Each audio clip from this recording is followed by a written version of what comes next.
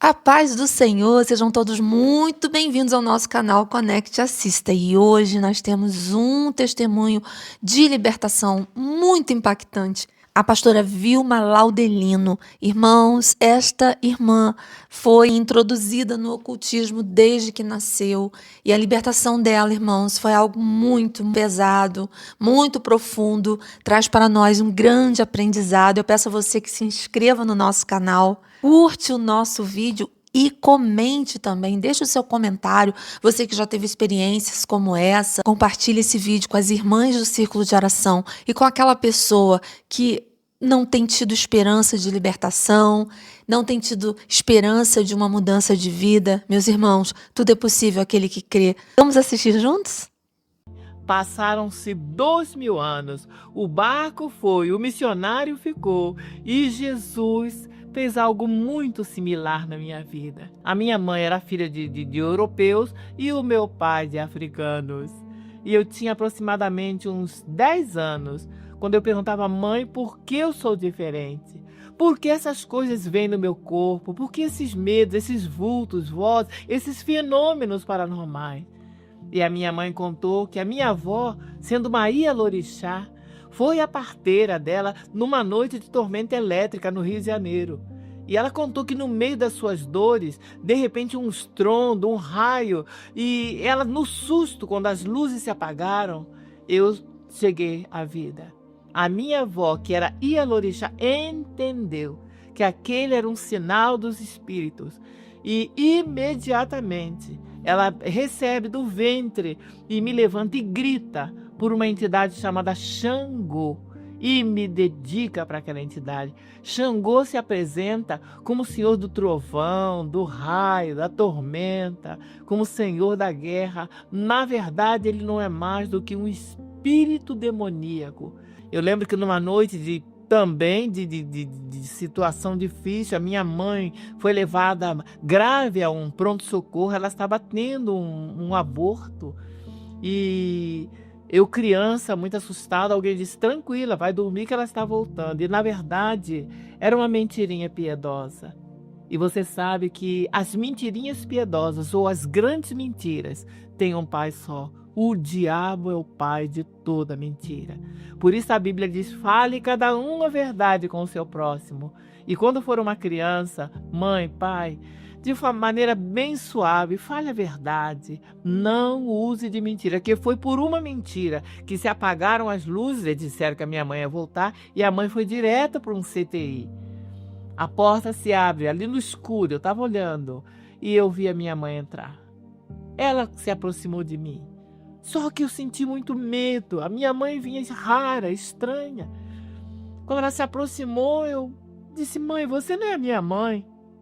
Era uma figura, hoje eu posso declarar, demoníaca, usando a forma da minha mãe e trabalhando em cima do pavor que, como criança, eu sentia naquele momento. Quando eu toquei naquela criatura, o meu corpo convulsionou e eu desmaiei. Nunca mais eu fui uma pessoa normal desde aquela madrugada. E nessa ocasião, queridos, eu tinha 4 anos de idade. Quando sofri ou vivi a primeira experiência sobrenatural com as entidades que se materializam e mostram-se para enganar você que vai a lugares, que tenta comunicar-se com pessoas desencarnadas, como dizem no Espiritismo, não acredito. Há um abismo intransponível entre o incógnito, o espiritual e o natural. Nunca um ser que morreu, que está internado, ele vai voltar, ele vai vir se comunicar contigo. Na verdade, quem está por trás de todo esse engano é o arqui-inimigo das nossas almas, mas eu não sabia. Eu passei a ter noites de terror, eu via vultos, eu ouvia vozes, eu via passos, todo um fenômeno se dava no meu entorno. Quando a minha mãe volta, tem saúde, eu gritava muito, eu não queria dormir sozinha, porque as noites eram noites de verdadeiro terror. E ela começou a me levar para benzedeiras, para pembeiras, para banhos de descarrego. Bem, eu torno a te dizer, Há caminhos que parecem bons aos olhos do homem, mas o final deles são caminhos de morte.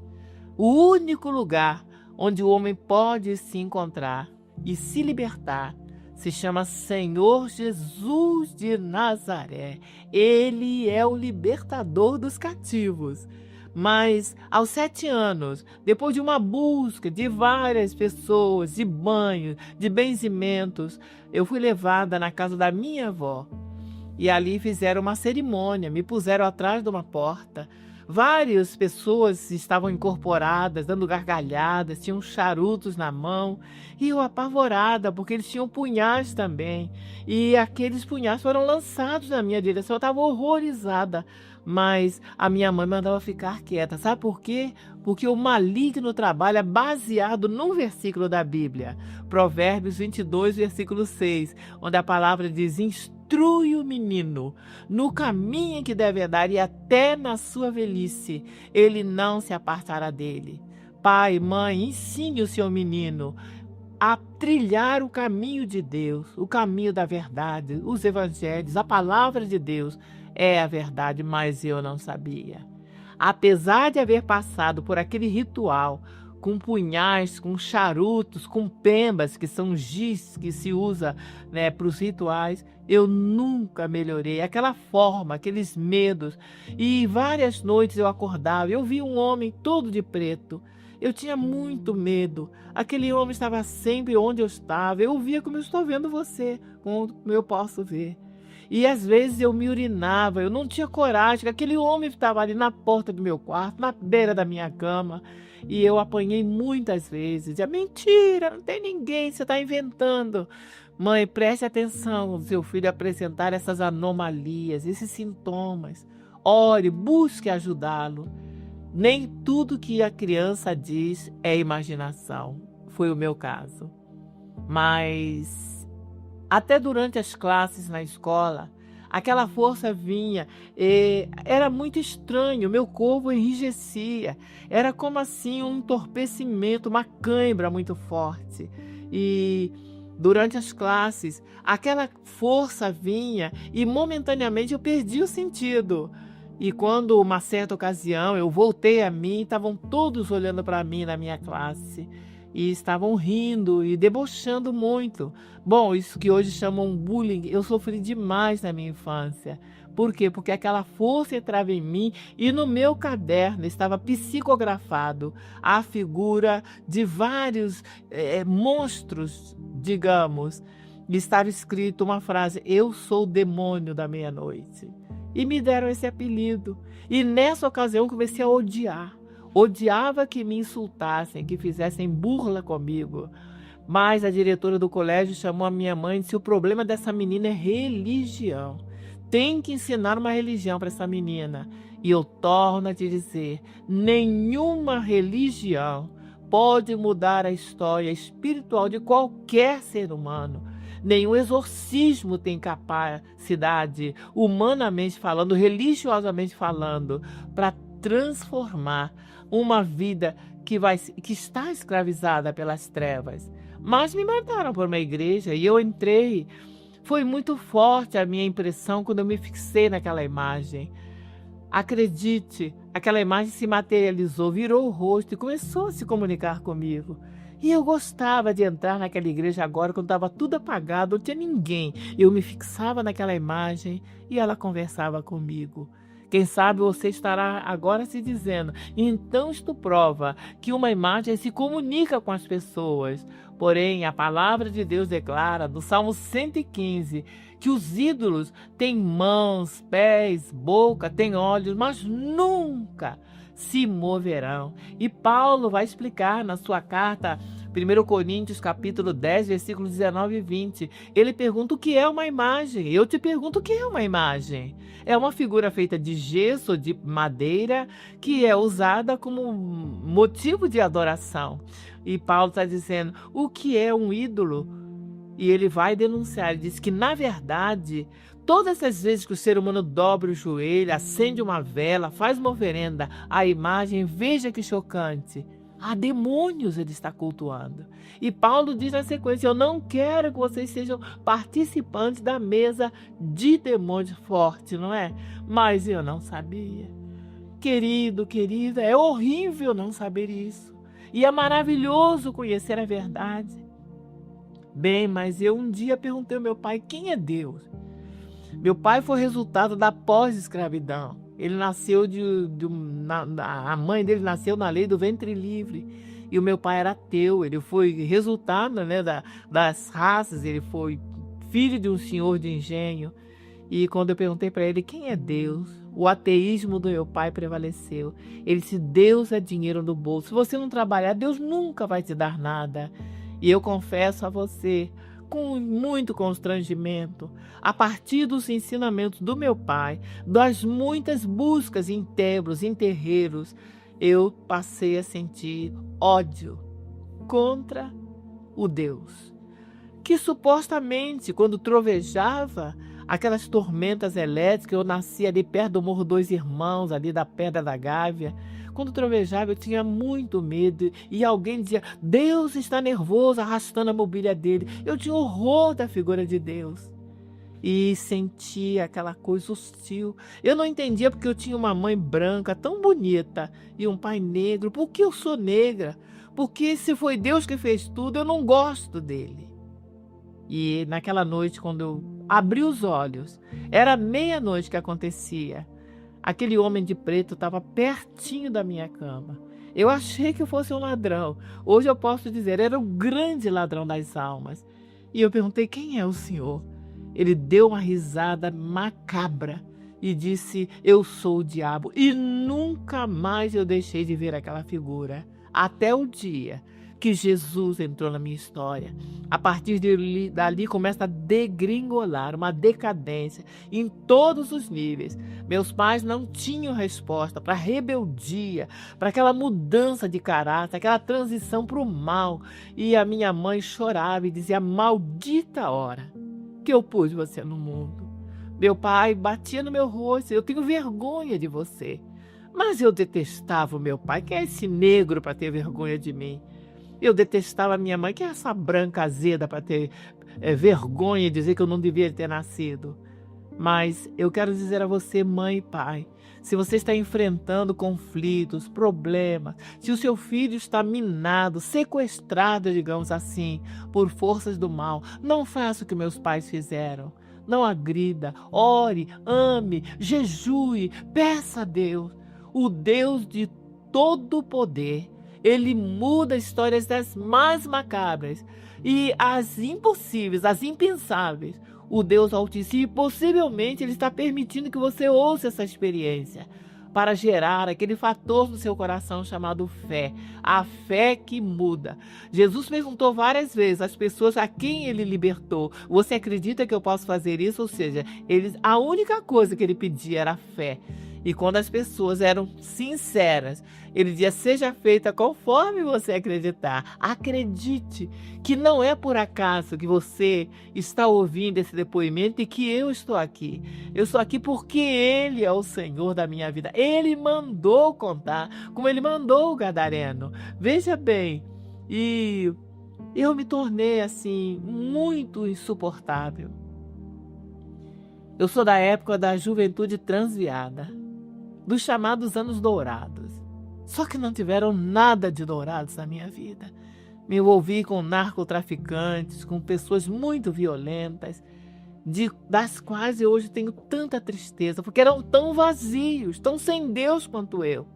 Só que em certa ocasião, o meu namorado, que era o chefe do bairro, e eu tinha muita honra daquele carro conversível, daquela segurança, aparente segurança, aquelas armas. Mas a Bíblia diz: jovem, anda pelos caminhos que agradarem o teu coração, por onde quiserem os teus olhos. Mas saiba de uma coisa: Deus te pedirá conta. Tudo que nós fazemos, um dia nós teremos que prestar conta. E quando esse meu namorado é metralhado pelo chamado Esquadrão da Morte naquela época, eu estava com ele lá no centro da cidade.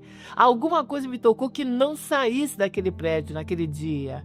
Hoje eu creio na misericórdia e no plano. E você que tantas vezes, quem sabe, como eu, escapou de situações impossíveis, de morte talvez, saiba que não existem coincidências. O Deus Altíssimo, o Pai de Jesus Cristo, Ele é que cria circunstâncias e dá escapes e livramento, ainda que nós não reconhecemos, como no meu caso. Porque quando ele foi metralhado, o segurança, o chamado, né, gerente dele, ele falou: o que houve? Tu caguetou o cara? Eu falei: que nada, ó, eu tenho segurança. Só, queridos, que a minha segurança era 2 guias por dentro da roupa, uma preta e uma vermelha. Eu me considerava filha de cabeça, de tranca-rua das almas e de pombagira. Mas eu quero dizer a você, nenhum orixá, nenhum guia, nenhum patuá, um brevê, nenhuma força segura a vida do ser humano. Na verdade, sabe por que eu e você escapamos tantas vezes? Escute, moço, escute, querida. Nós escapamos porque o Filho do Deus Altíssimo se fez carne, pisou aqui nesse planeta e pagou o preço da morte mais horrorosa, horrível e dolorosa daquela época. Morte de cruz. E ainda no momento da sua morte ele disse: Pai, perdoa, eles não sabem o que estão fazendo. E na verdade todos nós que no passado, que de alguma maneira praticou coisas contra as leis morais, as leis dos nossos pais, de tudo que seria lógico, nós pecamos e fomos responsáveis pela morte vicária do Filho de Deus. Só que hoje ele detém na sua mão direita as chaves da morte e do inferno. Por isso você e eu escapamos, mas eu não sabia. E fui jurada, você sabe, numa comunidade do Rio de Janeiro. Então eu sabia, e todos sabiam que era uma questão de tempo, que eu seria metralhada e de repente o meu cadáver nem apareceria. Porém, querido, querida, não importa até onde você desceu, o que o inimigo projetou contra a sua vida, o Deus Altíssimo marcou esse encontro nesse exato momento, porque Ele te ama. Ele morreu. Pensa no amor que foi até aos limites da morte. É o grande amor de Deus. E eu não conhecendo essas verdades, talvez você diga, ela é repetitiva, sabe por quê? Porque eu sofri muito nas trevas, no escuro, lá do outro lado. E alguém ali chegou para me orientar e disse assim: olha, tem uma pessoa ali que vai segurar a tua barra. Você já ouviu isso também, não é? Todos nós, olha, ali tem uma pessoa que vai te ajudar, tem um pai de santo, uma cartomante, tem uma benzedeira. Mas eu quero te dizer, cuidado, quando alguém disser está ali ou está lá. Só há um nome dado entre os homens que tem poder para te libertar. E você pode imaginar um cego? Para onde o levam, ele vai. Independente de se levar para o abismo, o cego vai. E eu fui para aquele lugar. Mandaram eu usar uma roupa escura, negra. Havia um pentagrama grande desenhado no chão, velas, muitas velas, garrafas de cachaça. E todos nós tivemos que colocar o rosto em terra. Eu estava chegando no ápice do espiritismo. Hoje posso dizer, era o mais profundo abismo chamado magia negra. Bom, começou o ritual com lâmpadas apagadas, assustador, todos nós ali com o rosto em terra. E de repente eu vejo um barulho, eu olho e identifiquei o mesmo ser que desde a infância entrava no meu quarto, aparecia no meio das noites, que eu via na porta, eu via sentado ali na sala. E ele passou de relance. Não pense você que era um ser monstruoso, com chifres, com coisas horrorosas, mas ele estava seminu. Ele usava uma calça preta e o cordão que representam as 7 linhas do espiritismo. De repente eu tomei um susto e eu ouço uma gargalhada, vai saindo de um quarto escuro, uma pessoa toda de preto, com uma coroa de ouro, ela tinha um tridente e um punhal na mão. Ali estava incorporado Lúcifer, o principal dos Exus. E ele veio na minha direção e apontou: você. Eu fiquei horrorizada, era a primeira vez que eu estava ali. E ele disse: eu estou te esperando aqui desde o dia que você nasceu, para que você veja a importância de uma consagração, de um ato que, ainda que seja feito em ignorância, ele é válido no mundo espiritual. Aquela entidade me convidou para fazer um pacto de sangue e eu passei a trabalhar para ele e com ele. E confesso a você, eu conheci a arte de matar pessoas sem mover as mãos. Eu conheci a arte de destruir casamentos, família, negócios. Só que eu devo te dizer, eu estou aqui porque eu conheci um outro príncipe.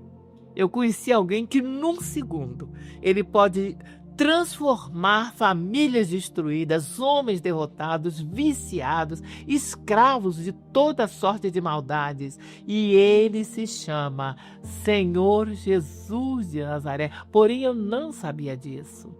E confesso que lá do outro lado tem muitos dogmas também, tem ensinamentos. Aqueles rituais são todos feitos baseados nos rituais do Antigo Testamento, da Bíblia, de animais. Alguns perguntam, mas e aí?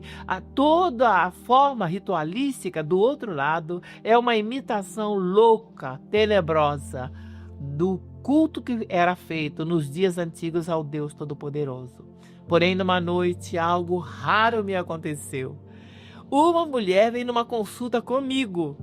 E pela primeira vez, veja quem é o Deus da Bíblia. Eu não sei em que circunstância hoje você está me ouvindo, mas eu estava no meio de um ritual, de uma gira, como era a palavra.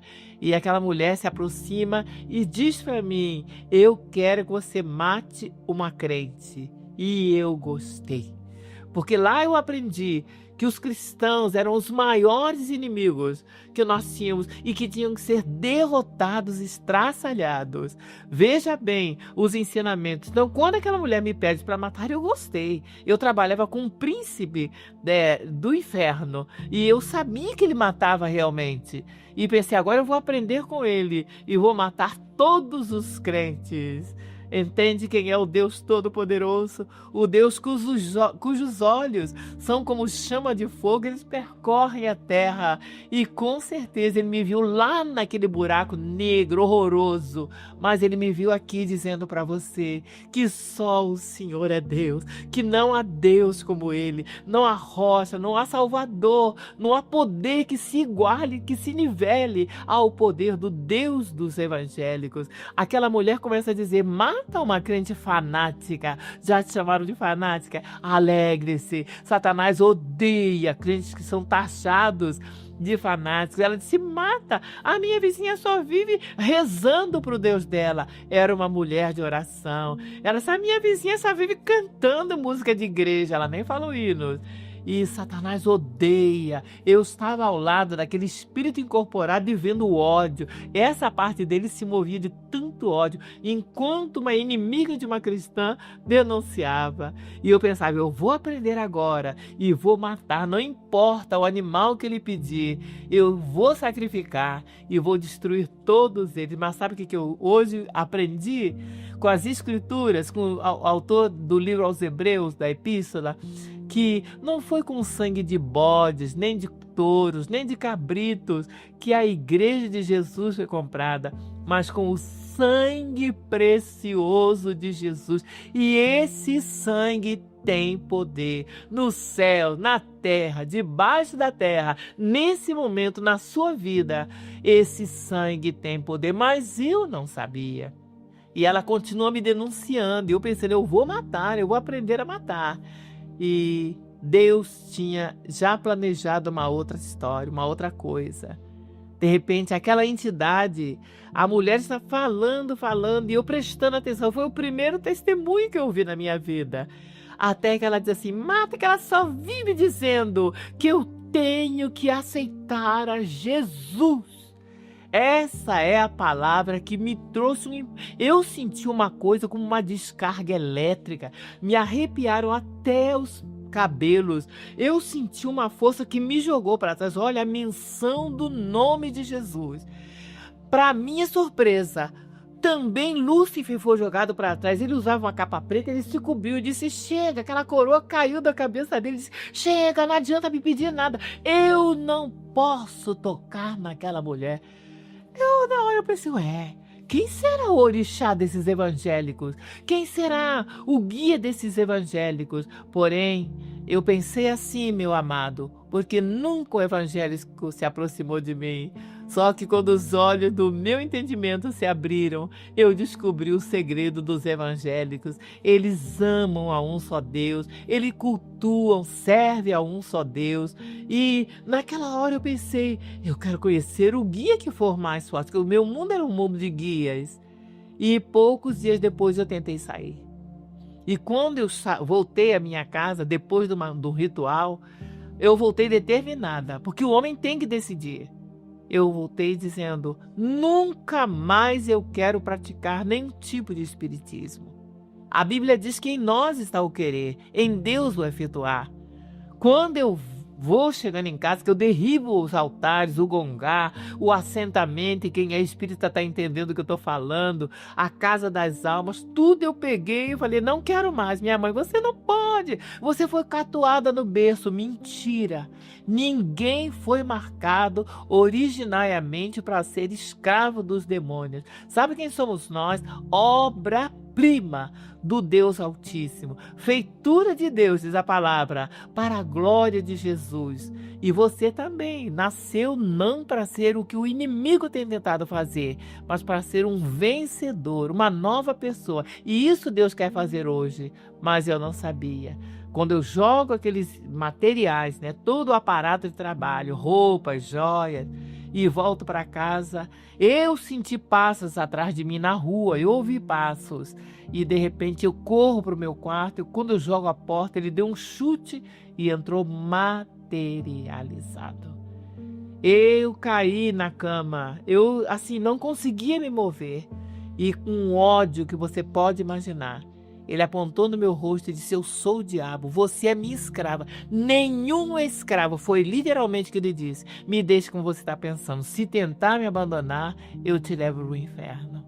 Porém, eu tinha poderes paranormais, mediúnicos, de clarevidência, de projeção. E várias vezes eu saí do meu corpo e concentrei os meus poderes e tentei vencer o mal com aquela força rara que dominava o meu corpo. Quando eu consegui falar, eu disse, nunca mais eu vou te servir. Foi quando ele me agarrou pelo pescoço. Abre-se um abismo, um buraco embaixo dos meus pés e eu comecei a afundar terra dentro. Pense num buraco de 1 milhão de metros, rumo ao inferno. E eu tô aqui para te dizer que querendo, crendo, gostando ou não, todo ser humano tem o destino eterno. Eu estava resvalando naquele lugar horrível. Como o Salmo 40 diz, era um poço, era um lago horrível. Eu tentava me agarrar nas laterais e escorregava como limbo, era como lodo. E eu quero te dizer ainda que tem alguma coisa mais agravante. Quando você espera em Deus que ninguém passe por essa experiência. Mas eu podia me lembrar do purgatório, da doutrina ateísta. Morreu, acaba tudo. Não é verdade. Há uma expectativa horrível depois da morte. E eu não acreditava nisso. Nunca tinha ouvido falar de Bíblia, de nada. Só que lá, naquele lugar, ele parou de repente assim, olha lá o seu cadáver. Eu vi o meu cadáver, caído metade da cama para o chão. E ele disse, aquele cadáver vai a um cemitério e a tua alma, foi o que ele disse, estará eternamente no inferno comigo. E nessa hora, meu amado, o valente treme. Juventude não vale, bens, amigos, filosofias, religião, e ninguém estará junto contigo. E naquela hora, consciente de que eu nunca mais tornaria aquele corpo que eu vi morto, um pensamento me veio lá no buraco. E Deus? Se existir um Deus mais poderoso que Lúcifer, e se esse Deus me salvar, eu vou ser escrava dele. E esse Deus, que num dia de grande amor, porque esse Deus é de grande amor todos os dias, ele usou o profeta Jeremias e disse, clame a mim, e eu te responderei, e anunciar-te-ei coisas grandes e firmes que tu não sabes.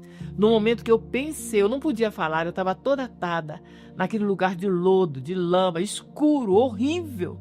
E todos os filmes de terror que você e eu já vimos, todos os medos não se parecem com a sensação daquele lugar. quando eu pensei, eu não acreditava que existisse Deus. Eu olho para o alto e, na verdade, a redenção vem do alto. Eu vi quando o céu se abriu. Lá de dentro saiu uma tocha de fogo, me pareceu uma estrela cadente, um cometa. Só que em segundos ela cruzou aquele espaço entre o céu e o inferno e se pôs na minha frente. Só que não era um cometa nem uma estrela, era um homem, brilhante como o sol, resplandecente como uma luz. Esse homem se pôs de braços abertos entre mim e Satanás. Eu vi quando Satanás caiu no chão longe, ele se esborrachou. E aquele varão tinha uma chave na sua mão direita. E Jesus Cristo, ele começa ali uma obra que me traria até esse momento como testemunha. Assim como ele falou para o gadareno, ele disse um dia, vai, conta para as pessoas. Não para que elas vejam a miséria de um ser humano, mas para que elas entendam quanto eu amo. Como eu posso transformar a pessoa mais perdida, mais miserável, em nome de Jesus. Algo terrível aconteceu na sequência. Veja bem a importância de conhecer a verdade, das palavras de Jesus, das Escrituras. Aquilo tudo me ocorreu, sobrenatural. E quando eu vi aquela entidade caída por terra, eu corri contra ele. Eu me senti forte. Só que eu não sabia sobre o nome que está autorizado para trazer libertação. É o nome do Senhor Jesus. Eu fui contra ele e disse assim, eu sou mais forte que você. Ele se recuperou na hora e disse, você vai me pagar. Eu não pude te levar, mas você vai me pagar. E começa uma situação de calamidade na família. Começa a separação do meu pai com a minha mãe, adultério, prostituição. E em poucos dias, tudo que eu sabia fazer contra as pessoas se voltou contra mim. E eu não tinha armas de defesa. Até que um dia, voltando do trabalho, minha mãe estava tuberculosa. Ela estava com hemoptise. Ela começou a cuspir sangue do nada. E eu sabia que era uma demanda que Lúcifer tinha aberto contra mim. Eu não tinha nenhuma arma. Então eu entrei no quarto e pensei, não tem jeito mesmo. Como todos me diziam, não tem jeito, que nasceu para isso, tá. E eu invoquei a ele. Quando eu olhei, ele estava atrás de mim. E eu propus a ele a vida da minha mãe pela minha vida. E ele disse, não quero mais aliança contigo. Sobe num viaduto e se atire na frente de um trem. Mas eu estou aqui no nome do Senhor Jesus. O suicídio não é a resposta, a morte não é a resposta. Jesus é a vida. Eu escrevi, depois de fazer aquele pacto, ele disse, não quero mais pacto contigo. Eu vou beber o teu sangue e vou comer a tua carne. Imagine eu me atirar debaixo do trem. E naquela noite estava tudo preparado. Eu escrevi 2 bilhetes, eu pedi a alguém que socorresse a minha mãe que estava tuberculosa, e eu quis trocar a minha vida pela dela. Mentira, Satanás não é fiel nos seus pactos, ele não cumpre as suas alianças. E a madrugada chegou, eu estava preparada, tudo certo, esperando sim o relógio marcar a hora de sair de casa. Eu ia pegar o primeiro trem lá no viaduto, e quando ele viesse aproximando eu ia pular. E naquela noite eu comecei a retrospectar a minha vida toda. Eu sempre fui assim, alguém de observar os detalhes. E aquela pergunta teimava, será que a vida só é isso? A vida é insípida. Eu pensei exatamente isso, a vida é insólita, a vida é sem razão. Para que eu nasci? Por que eu estou aqui? Não tem razão para viver. E as horas passando e aquele desespero, eu sabia que os espíritos estavam ali, eu tinha fumado bastante, eu era viciada, eu tinha bebido já naquela noite. E quando a madrugada chegou, eu hoje penso, teria alguém orando por mim, quando de repente, no escuro desesperado da última noite da minha vida, uma voz se torna audível ali no escuro. E se eu te disser que Deus existe? Mas me deu uma raiva na hora. E eu lembrei da minha infância, da rejeição, do bullying, da sociedade que me rejeitou, das surras que eu levei sem merecer às vezes, claro que eu era levada, mas me bateram muito, me jogaram no chão, me pisaram. E quando aquela voz disse, e se eu te disser que Deus existe, eu falei, se Deus existir, eu não gosto dele, eu detesto ele. Foi assim que o Deus da Bíblia me achou. Só que aquela voz persistiu. Ele de novo, eu ouvi aquela voz masculina, aquela voz forte de homem. Pela segunda vez ele disse, se eu te disser que há um Deus todo-poderoso. E aí o meu coração continuava igual uma pedra. Falei, se existir um Deus todo-poderoso, ele não deve ir com a minha cara, mas não tem nada que eu também não vou com a dele. E pela terceira vez aquela voz disse, e se eu te disser assim, que há um Deus todo-poderoso e ele te ama da maneira como tu és. Eu falei, aquilo me quebrou assim, aquilo foi assim. Eu tive uma crise de choro na hora, eu comecei a chorar. Eu dizia que seria tão bom se houvesse um Deus todo-poderoso que amasse perdidos, rejeitados, ovelhas negras, viciados como eu. E eu chorava e dizia, seria tão bom, porque eu fui rejeitada de pai, de mãe, de sociedade. E eu chorava e novamente aquela voz disse, há um Deus todo-poderoso e ele te ama. Olha, foi tão surpreendente, enquanto eu estava com as mãos no rosto, chorando convulsivamente, de repente o quarto desaparece. Eu estava em outro local. Eu vi na minha frente, eu vou tentar detalhar, e seja Deus testemunha, o Espírito de Deus, do que eu vou compartilhar para encerrar a minha participação. Eu vi um grande trono branco. Alguém estava sentado e estava olhando para mim. E eu tentei me levantar e ir na direção daquele trono. Mas quando eu fui dando os primeiros passos, eu vi quando eu caí por terra, eu vi aquela força que me dominou desde a infância, incorporada em mim. Eu podia me ver de fora de mim, que Deus me ajude a fazer entender. E eu entendi que a força que dominava o meu corpo era inimiga de um suposto Deus de luz que estava querendo se aproximar de mim. E então eu comecei a blasfemar. Eu falei, o Senhor é injusto, o Senhor é mau, para que eu nasci? Eu vim a esse mundo para sofrer. E eu pensei, eu tenho que ofender a ele. E alguém alguma vez disse que ele tinha um filho. E o feiticeiro sabe, você quer machucar o pai, você toca no filho. E eu falei, eu sofri mais nesse mundo que o teu filho. E eu senti que aquela pessoa reagiu. Uma mão me arranca. Eu estou sendo levada pelos ares. Ainda cheguei a pensar na hora, eu acho que Deus me matou. Mas era o oposto. Ele estava me levando para revelar a grande salvação que o Evangelho de Jesus trouxe à humanidade. Eu fui posta de pé num lugar, e eu vou tentar explicar. Era um lugar de outra época, era um lugar tipo dos filmes antigos. Eu vi assim as pessoas correndo numa direção e eu corri também. Eu vi as colunas, as escadarias, eu vi muitos soldados como aqueles dos filmes. Eu vi aqueles capacetes, aquelas capas, como os romanos antigos.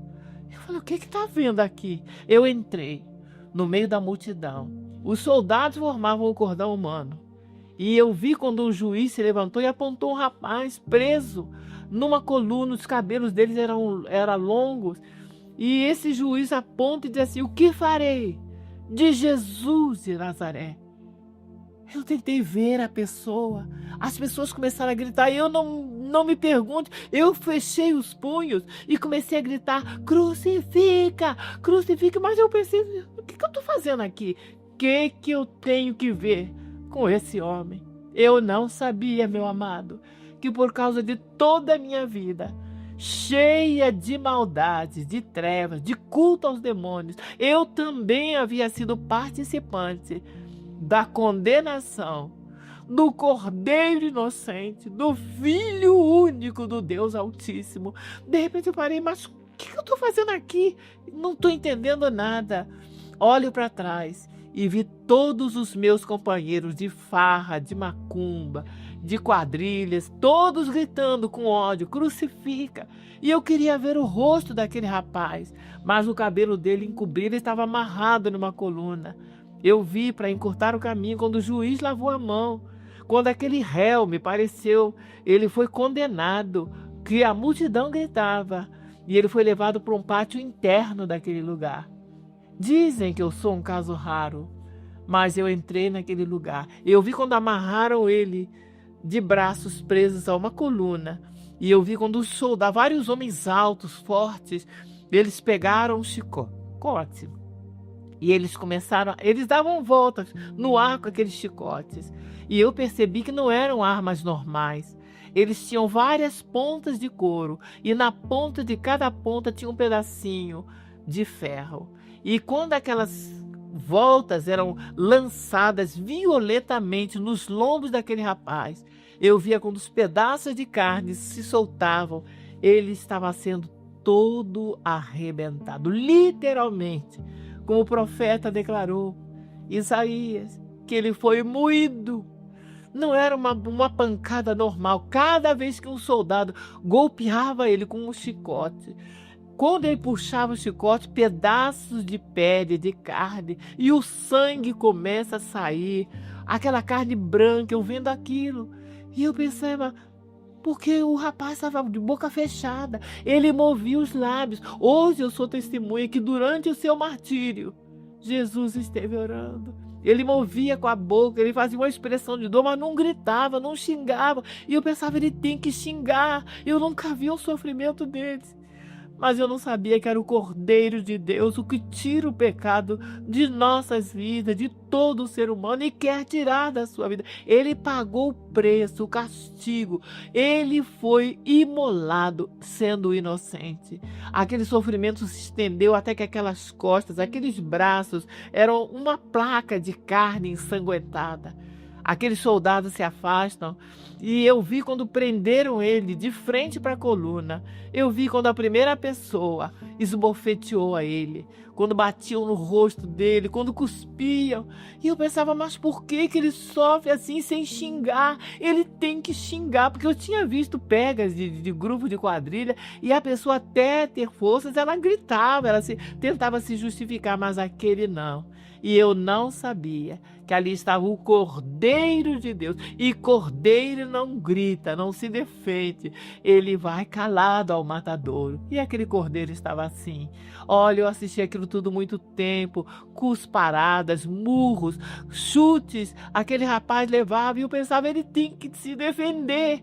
Só que eu não sabia que não era ele, era o meu pecado que estava sendo condenado, castigado. E Deus não deixou barato, cobrou caríssimo. Só que não foi em você nem em mim, foi nos lombos do seu filho amado. Bem, durante muito tempo eu vi quando os soldados voltaram, o homem estava assim, tonteando de tanta dor, de tanta pancada. Os olhos criaram hematomas, a boca, o nariz começou a escorrer sangue. Meu Deus, eu nunca vi isso. E eu vi quando eles voltaram com uma coisa na mão. Não era aquilo bonitinho que você vê nas imagens de escultura. Cada espinho daquela coroa se cruzava e eram enormes os espinhos. Eles levantaram a cabeça dele, cravaram aquela coisa. E ele não dizia nada, o sangue desce pelo seu rosto, ele mordeu os lábios até ferir, e o sangue se misturava com aquela expressão, aqueles olhos já inchados, com hematomas, aquele rosto todo horroroso, inchado, cheio de ferimentos. E eu não aguentei mais ver aquilo. Quando aquela cena chegou a esse ponto, eu não sei de onde, eu gritei no meio da multidão, parem, não façam isso, esse é o Filho de Deus, ele não merece esse sofrimento, e sim eu sou uma feiticeira. Nessa hora todos pararam e olharam admirados para mim, e pela primeira vez aquele rapaz todo arrebentado, ele abre os olhos e olhou para mim. Jesus estava olhando para mim. E eu quero confessar para você, para encerrar, nunca eu vi um olhar tão cheio de amor, tão cheio de bondade, de misericórdia, de carinho, de afeição. Eu conhecia os olhares dos homens, mas eu nunca tinha visto. E no meio daquele sofrimento, daquele rosto, daquele corpo todo arrebentado, Aí ele fala para mim: não, minha filha Vilma. Eu falei: então Deus me conhece. Eu não sou produto de evolução, eu não sou mais uma na criação. Ele disse: não, minha filha Vilma, ninguém suportaria esse sofrimento, somente eu. E ele disse: eu sofri. Ele apontava para o próprio corpo e eu morri por amor a você. E nesse momento eu abri os olhos que eu ia me lançar aos pés dele. O relógio estava despertando na hora que eu ia me atirar debaixo do trem. E naquela hora eu entendi. Eu caí de joelhos. Eu chorei muito. Eu tive tanta vergonha do meu pecado, da minha vida, de tudo que eu tinha feito. E eu fiz a primeira oração. Eu disse: Deus, a minha vida está toda destruída. Não vale uma moeda. Eu disse literalmente isso. Mas hoje eu entendi que Jesus, o teu filho, sofreu e morreu por mim. Por isso eu estou dando essa vida para ele fazer o que quiser com essa vida. Quando eu me levantei naquela madrugada, eu já era uma nova criatura. Eu fui na cozinha, minha mãe estava tossindo tuberculosa, muito mal, minha mãe estava desenganada. E eu preguei o primeiro sermão. Creio que foi a maior pregação da minha vida.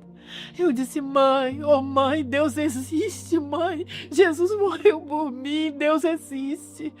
E sabe, esse Jesus curou a minha mãe no mesmo momento. Ninguém entendeu mais nada. E ali eu entreguei a minha vida e disse: onde o Senhor me mandar. Eu tenho essa história horrorosa. Já me perguntaram na família: você não tem vergonha de contar quem você foi? Eu falei: eu morro de vergonha do meu passado, mas eu não tenho vergonha do Evangelho, porque ele é o poder de Deus que mudou a minha história. Assim, as minhas palavras para encerrar esse pequeno depoimento, eu gostaria de ser mais eloquente, com mais erudição, mas eu estou colocando o meu coração diante do meu Deus, porque eu sei que Ele é o Deus que quer salvar e buscar, é o Deus que ama, é o Deus que te ama. Faça um pacto, uma oração. Quem sabe você, como eu, tem sofrido, tem passado situações horríveis.